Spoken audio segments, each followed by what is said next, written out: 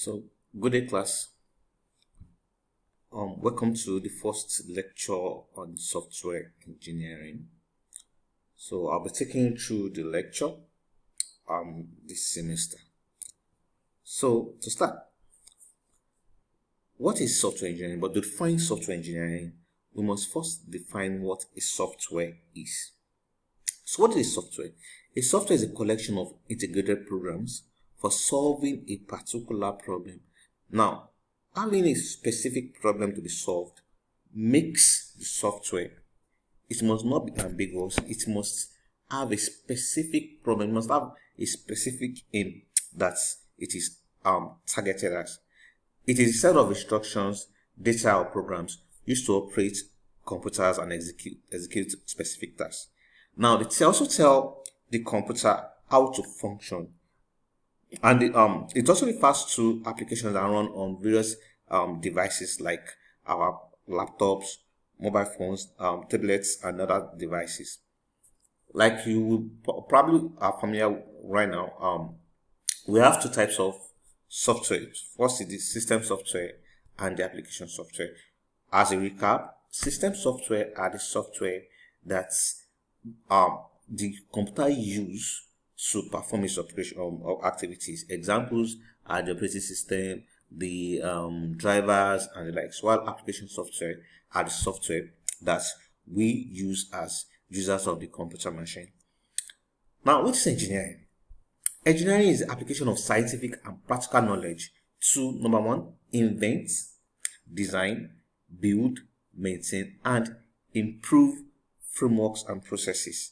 So the application of the scientific methods and the practical approach towards by which we do it. For example, now if you look at if you look at engineering, let's pick electrical engineering, for example. Let's look at a fan. A lot of practical approaches, a lot of scientific knowledge has gone into building the building of fans, either ceiling fan or standing fans or table fans.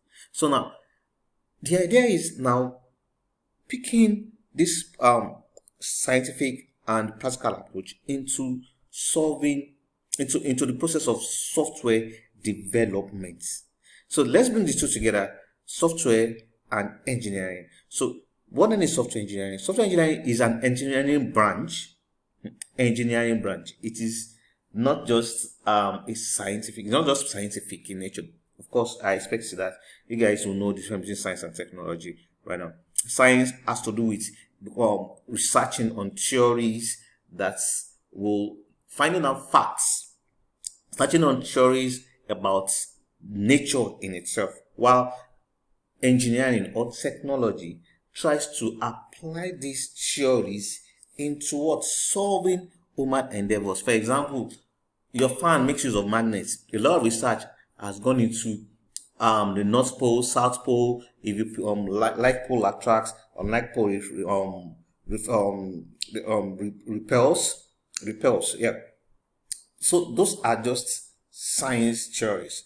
Now the application of this and turning it into something useful is where the fan comes in. Of course, your fan uses a rotor, and a rotor turns electrical energy into mechanical energy through the use of magnets. So that's an approach is what now obtains in software engineering, whereby we try to pick all the theories and now then try to come up with a practical approach to come up with something that is useful for human beings. It is related to evolution of software products. Of course, that's why we said software, and uses well-maintained scientific principles, techniques, and procedures. The result of software engineering is an effective, reliable software product. Now, this is an overview of what software engineering entails. So, we have a software product. That's what we want to actually achieve. That's what we needed. We need a software product. So, how do we get this software product? Considering a lot of factors, you see these factors very soon as we go on. I don't want to start mentioning those factors, but then, like you will know, for us to have a product, like I mentioned to you the other time, there must be a particular problem. There will be a particular problem. There is something we want to achieve. There must be, but for us, how do we then know what we actually want to achieve? How do we then make it unambiguous so that it can be clear. How do we then even manage costs? How do we even know how many number of people we will need to carry out this to produce these our software products? How do we test? How are we sure? Let's continue with the lecture. So, why do we need software engineering? Why is software engineering required? Why do we even need software engineers? Number one, to manage large software. Now, look at, I don't want to start mentioning the Facebooks of this world, but of course by now you know that there has to be software engineers to manage projects like that. But maybe not in that scale. Let's come down to something as small, not too small. You may think it's small, but it's not too small. Let's consider something as let's just consider, don't let me categorize it. Let's just consider your SSO. I always mention your SSO each time I come to class. Of course, there's a reason why. I believe that's the software you guys will have interacted with so much. That's why I always keep mentioning SSO each time I come to class. Now, as you may look at it, SSO, is it small? No, it's not. This is a software that is being used by the entirety of the students of Bowen University, staff members, and of course we're not just on this same SSO, we have different users. We have some people who are just log in to do a few things like you. For example, you guys, you students, you pay, you could register your courses as a level advisor school. Approve courses, see results, perform a few tasks. Lecturers can upload results. HOD can assign. So it's really getting complex. If you look at even as SSOBs, if you look at the number of users, I'm not even talking about number of users in terms of number of the population of people that use it. I'm talking of number of the various users that interact with that software. Now, we've mentioned on one side, we've mentioned students. On that side, we mentioned staff members. And even talking about staff members, we could talk about lecturers, we could talk about the program coordinators, we could talk about the level advisors. Bursary units has their own, hostel has their own impact, their own parts in the software. So it's already big enough. So how do you manage something like that so that we won't run into trouble? Now, let's just continue. Number two, scalability. How do we scale this software? How do we know what resources we will need to even deploy it? Let's not forget about the product itself. How do we scale the process? Because we also need to scale the process. If you don't scale the process, there will be a problem in the sense that we won't be able to deliver at the time we're supposed to deliver. What if we needed 10 programmers for this project, and based on what we just felt, let's just get one person to develop this project, and you'll be surprised, this one person will do your job if he has the time or we are paying the person well. But before your software product is ready, you could spend the next 3, 4, 5 years on this project, on that particular project. I've always mentioned this in this same class. I'm quite familiar with a software design or software development process that has been on for nothing less than 10 years. Until today, they still have not finished that software. Not because the software is the idea is very good. As a matter of fact, they had one that was working before, and as at year 2000, before the year 2000, that idea had already brought in close to 5 million naira. I'm talking of in Nigeria. I'm talking of South. I'm talking of this same Osun State that we're in. As at far back as that's about almost 20 years.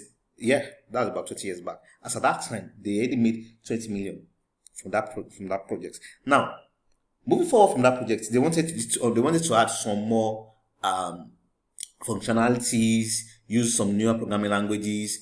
That was when some internet problems started. And they've been picking up this project, dropping that project, picking up this project, dropping that project for over 20 years. That is one of the reasons why we're software engineers.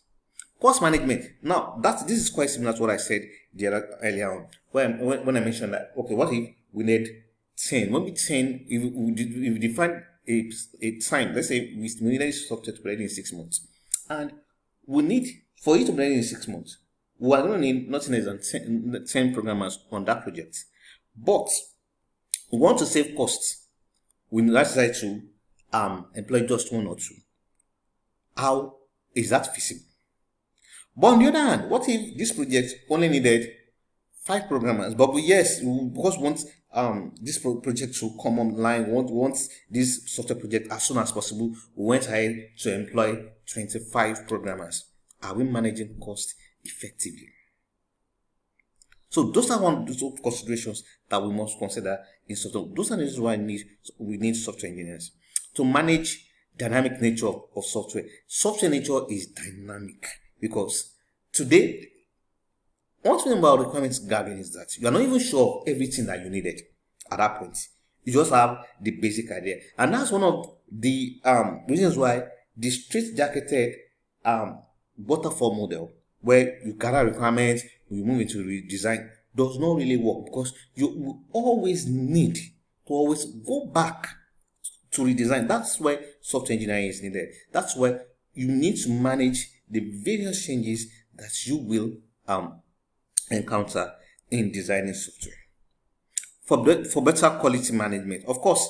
And that's where software testing comes in, so that we don't want a situation whereby we deploy our software and that's when we realize that our software is full of bugs.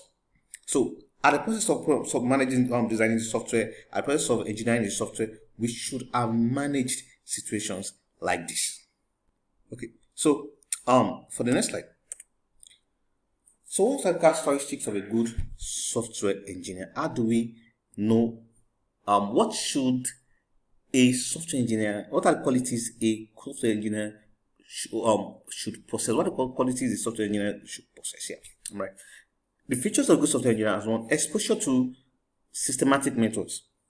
Now, but systematic methods in terms of software engineering, now you must be familiar with software engineering principles, the various techniques, of course, the various software development methodologies. But beyond that, there are new software development methodologies that are coming on board right now, like the Agile methodology, like the Scrum methodology. Those are the newer software development methodologies that are coming, and that is what the world is needed right now. Okay, so as I was saying, we must, apart from exposure to the systematic methods, a software engineer must also have a good knowledge of the domain area that he's working in. For example, if your project or your software project is in health, it is expected that you know, even if you don't know it currently, it's expected that you go back and know about that domain. What are the what works? What are the ethics of that domain? For the same thing with banking and let's say you want to come up with a fintech, and you just decide to just come up with your app, and you run into trouble with like NDIC, like CBN. You run into trouble with them. You must first understand what's this domain. What are the guiding principles? Of this domain? What are the things that makes us this domain? Good programming abilities. We cannot overemphasize this. Knowledge of programming is needed. Of course, you don't have to be programmer to be a software engineer, but of course, even if it's just the basic knowledge, I mean, how will you guide others if you yourself do not know? Good communication skills. I mean, at the end of the day, this is what software engineering is all about. Be able to communicate what your software does. Not just what software does, what you want your software to do. If you don't communicate it effectively to the programmers, to other players, to the stakeholders, then how do you have the software? You must be highly motivated. Of course, if you are not motivated about anything, then about something, then it's obviously the person won't succeed in that particular thing. Motivation is needed. Sound knowledge of fundamentals of computer science. Of course, we can't emphasize this again. Intelligence. Of course, intelligence is always needed in what we do. Ability to work in a team. You won't be the only person on this team. You always work with people, programmers, stakeholders, testers. It's very important. Discipline. We can't emphasize this. Not procrastinating, you must be able to do what you're supposed to do at the right time, because people depend on you. The software process depends entirely on you. I'll continue in the next lecture.